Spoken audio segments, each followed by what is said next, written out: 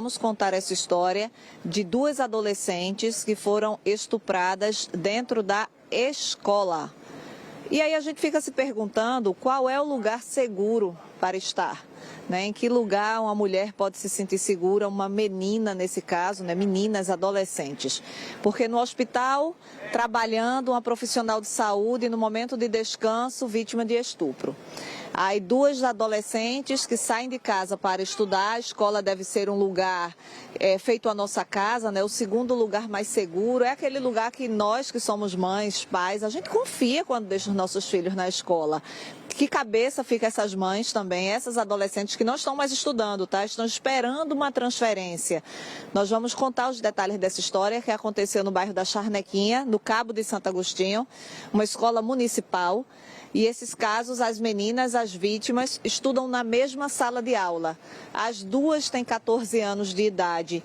E esses casos aconteceram com alguns dias de diferença. A primeira foi vítima no mês passado, mas ela foi ameaçada pelos abusadores, que também são da sala de aula dela, que também são jovens, são meninos, adolescentes, estudantes da mesma sala de aula.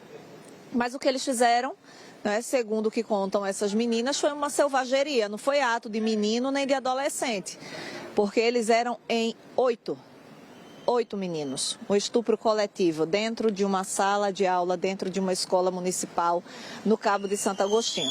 Então essa primeira vítima, essa menina de 14 anos, vítima no mês passado, ficou com medo, foi ameaçada, não teve coragem de contar à mãe nem a ninguém. Acontece que, infelizmente, no início desta semana, na segunda-feira, uma colega dela da mesma sala foi vítima também. E aí, quando ela viu o que aconteceu com a colega, ela teve coragem e contou, falando que já tinha acontecido com ela também. Então, nós estamos aqui falando de duas adolescentes de 14 anos, mas eu fico até me sentindo mal, mas eu não duvido falar que talvez não tenham sido as únicas, que talvez com os relatos dessas duas apareçam outras. Assim como apareceu a que foi vítima no mês passado, que não tinha tido coragem, mas quando viu a colega contando, contou também. E são as mesmas, são os mesmos meninos. O caso é muito sério, nós não podemos mostrar, revelar a identidade das mães para que a gente preserve a identidade das adolescentes. Então nós vamos conversar com as mães dessas duas meninas, elas não vão ser identificadas, elas estão nervosas, elas estão aperreadas, elas estão como qualquer mãe estaria nesse momento, qualquer mãe que se preocupa com a filha, mas elas querem denunciar. E nós vamos ouvi-las com muito cuidado, com muita cautela nesse momento tão difícil que essas mães estão passando. A primeira mãe que eu vou conversar é a mãe da menina que foi vítima mês passado, a primeira vítima, a que ficou calada, a que não teve coragem de dizer nada à mãe. Querida, como foi, né? Eu já expliquei, sua filha só teve coragem de falar quando viu que a colega também tinha passado por isso. Como é que ela relata? Ela diz o que em relação a esse episódio tão triste na vida dessa menina? Boa tarde. Boa tarde. É um momento muito difícil, sabe, que estamos passando.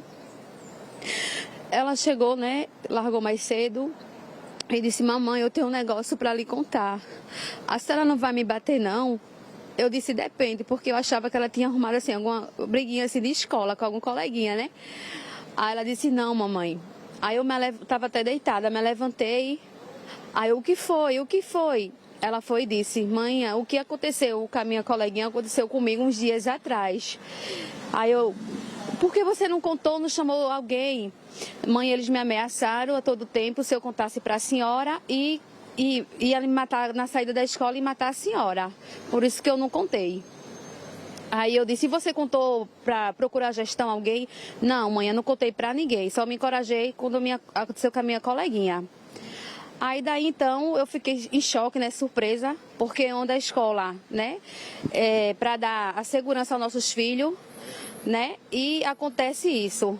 Aí a pergunta que não quer calar, né, onde estavam os gestores que não viram isso em horário de almoço, né? Aí muitos até podem perguntar, porque isso aconteceu no horário do intervalo, né? Por ela já vim sofrendo bullying dentro da escola e eu já procurei várias vezes a gestão e ninguém tomaram as providências. Ela pega a merenda e foi comer na sala de aula, foi onde tudo aconteceu, né? Trancaram a porta, derrubaram ela no chão, tamparam a boca dela e começaram, né? Bateram nela também, apalparam os seios, nas partes íntimas, onde tudo aconteceu, né? E outra coisa também que eu sempre questionei com a gestão desde o início, uma sala com 26 alunos e só tinha 3 meninas, né? E eu sempre questionava para fazer a troca. E o que eu ouvi era que não podia porque já estava completa as salas, né? E, infelizmente isso veio acontecer, né? E hoje eu poderia ter até encontrado minha filha morta, né? Porque eles agrediram muito ela. E eu quero justiça, isso não pode ficar impune, né? E eu quero justiça e eu não vou desistir. Quais as idades desses meninos? Você sabe, ou pelo menos eles estudam com ela, né? São da sala dela. Isso, são todos da mesma sala, são de 14 para lá. Tem algum maior de idade pelo relato dela ou pelo que você acompanha? Ou são todos adolescentes, tipo 14, 15, 16 anos? São todos adolescentes, todos. E numa selvageria tão grande, né? Isso. Eles agiram juntos, coletivamente, segundo ela? Todos juntos. Eram 8? Foram 8. 8 meninos em cima de uma menina sozinha. Ela não tinha defesa nenhuma, não tinha como. 8 pessoas em cima, um chutando, batendo, outro, não tinha como. Apalpando, chegaram a tirar a roupa dela, ela relata. Puxaram a blusa dela, tentaram, né? O que conseguiram fazer, fizeram. A sala de aula, ela tem janelas, ela tem cortina, como é que ela estava? Ela tem janela, né? Inclusive até questionei com a gestora lá, eles colocaram papelão, né? Para ficar mais escuro, apagaram a luz. E segundo ela me falou que esses papelão seriam usados quando tem aula de um professor para assistir o filme.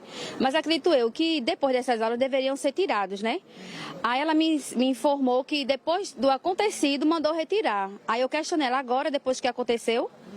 Ou seja, o papelão estava lá, foi colocado pela própria gestão para quando tivesse aulas para reduzir a iluminação para aulas de filme, mas foram mantidos. E no dia que sua filha foi abusada, o papelão estava lá e deixou a sala escura. Ajudou eles mais, né? Porque ficou escura, apagaram a luz e fecharam a porta.